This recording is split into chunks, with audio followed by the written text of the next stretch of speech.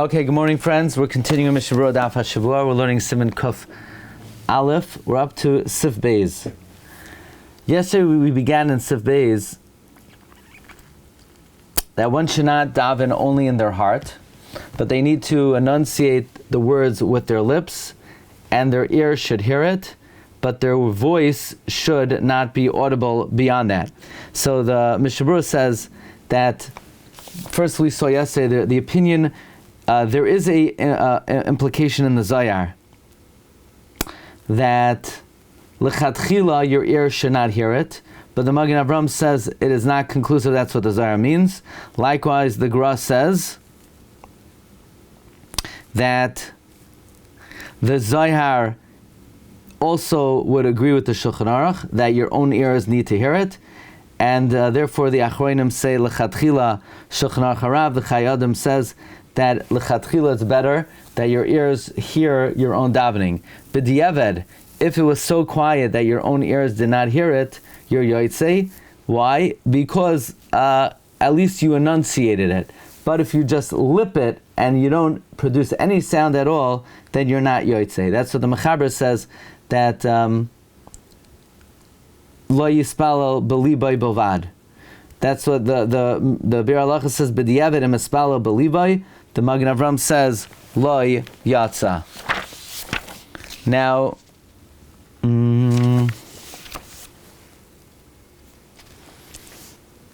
where is number 20 going on? Let's say a chayla that doesn't have the ability to enunciate the words. The Ramah says earlier that yaharer tefillah b'libay. How does that help?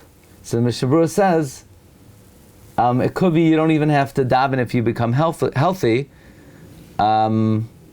because you're an anus. So in other words, hispalo b'liba is not nothing. If somebody is sick, it has some value, but lamaisa, you're not yotzei.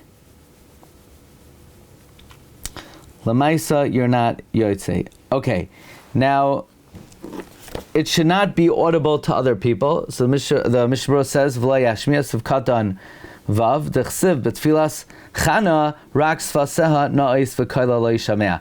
Just her lips were moving, but her voice was not heard. V'chol hamashmiya koila betfilasai.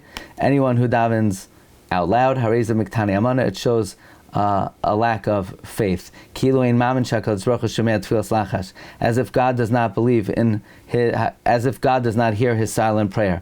Anyone who davens loudly, in other words, if it's just audible, so it shows a lack of emunah. If you daven loudly, then you are like a false prophet. Their derech was to scream out loud to their avodah zarah. V'ayin beberkei Yosef uv'chai Adam d'l'chadchila tzarich l'spalal b'lachash kol kach. The Berkei Yosef and the Chai Adam say l'chadchila you need to daven so quietly she'av chavero omed b'samach lo yuchal l'shmaya that even your friend next to you can hear. Mikal makam im iyav shoy l'chavin b'inyan zeh. If let's say you can't be mechavein, if it's so low that even your friend can't hear it, yesh lo la'asos b'inyan sheyachal l'chavin. You need to do it in a way that you're able to be mechavein. Ach sheizor shelo yatshvid la'acherim l'kameh. As long as you don't disturb others. So, if you need to daven loud enough that others could hear, it's okay, as long as you don't disturb too many people. Okay. Koilai. You want to make sure lo yashmir koilai. V'afilu b'psukei de zimra. Even in psukei de zimra. Toiv shaloi laharim koil. It's better not to raise your voice. Ki HaKadosh Baruch Hu shomea b'lachash. Hashem hears quiet davening. Loi ka'oisam ha'magbiin koilam yoiser midai. Not like those who raise their voice too much. So even in Psukei de Zimra, it is correct not to raise your voice, because HaKadosh Baruch Hu hears Tfilas Lachash. Now, what about V'hu Racham on Monday and Thursday? Shulchan Aruch says later on, you should say it B'koil. The Ramah says you should say it B'lachash. Mishnah says, lachash means like Shemona Esrei. And the Shulchan Aruch that says you say it b'koil is la'oira hakavana. What about Birchas Hamazon? That we see later on in Kuf Pei Siv Katan Gimel Shetov la'olam to do it b'koil. Ki koil is ma'oira kavana.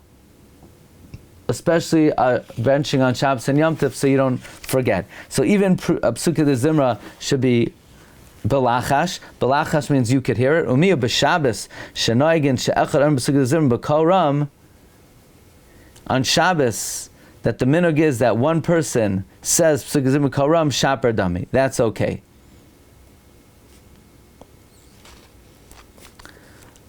Fine.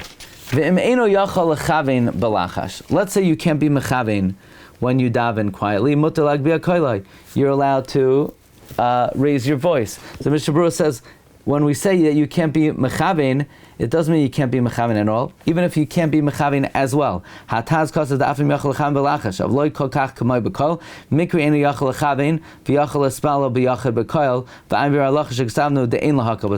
Look in the Be'er Halacha, who says that Lamaisa, if you could be mechavein, but just not as well during Shemona Esrei, you should not be lenient, and you should say it quietly nevertheless. So, why? The Be'er Halacha quotes the Zayar, that if you magbia kol b'tfila, kol kach ad shechaver yachol l'shmaya, ein tfilasei nishmas. And therefore, do not rely on the kula of the taz. Based on the Zayar, the Be'er Halacha says not to rely on the kula of the taz. Meaning, even though you could have better kavanah if you say it out loud, you still shouldn't. Okay.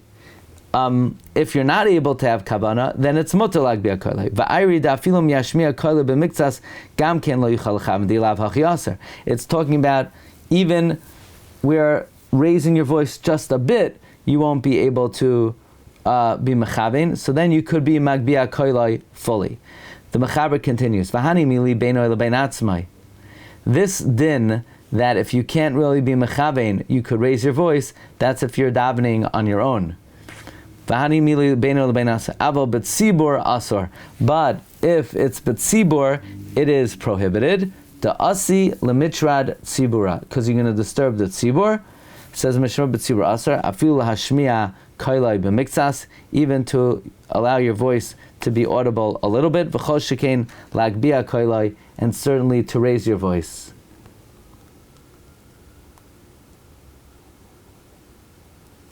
What if a guy's davening Shemona Esrei next to you,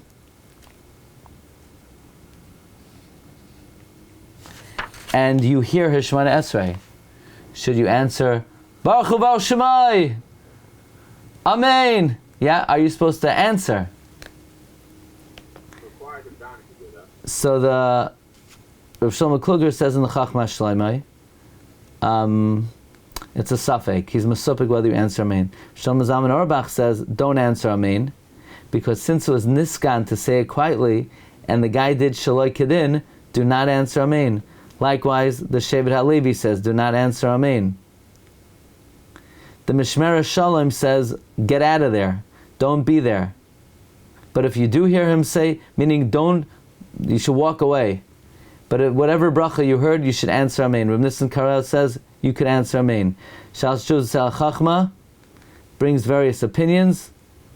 This is talking about, it's in a tzibor. But a guy who's down b'yechidos and someone overhears him, of course you have to answer Amen. Says the Matei Ephraim on Rosh Hashanah Yom Kippur, if you're standing next to a guy that's Magbia Koila, you should answer Amen, because on Yomim Noiraim, there are those who say that you are allowed to, as we're going to see in Sif Gimel.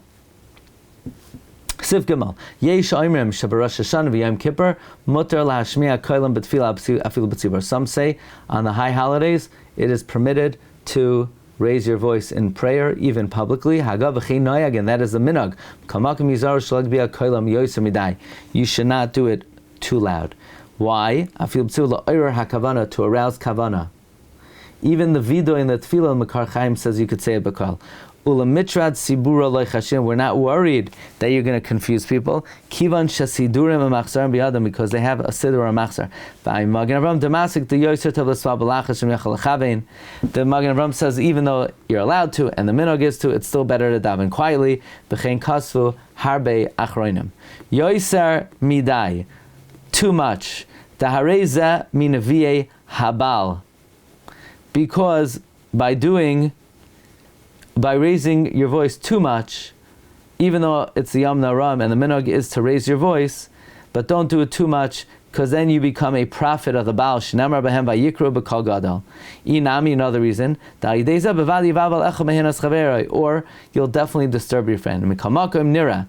Nevertheless, it would seem the hachazonim shemagbiyim koilam, chazonim that raise their voice, kedei la'orar hakavana, ulahashmiya shaper hadvarim. Ulahashmiya shaper hadvarim, shaper avdi. Chazanim that raise their voice, tzima'ar kavana, and to make their voice heard, they're doing well.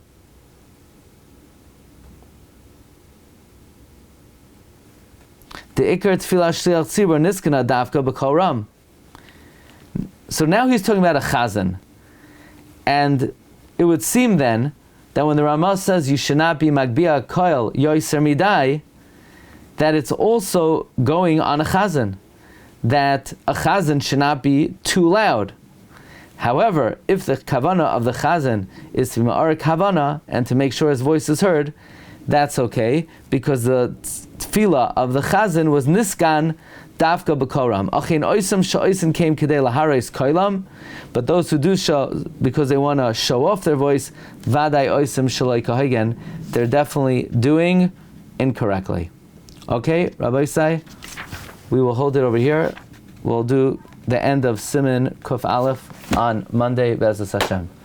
Okay, I have a question for you. I have a poll to take.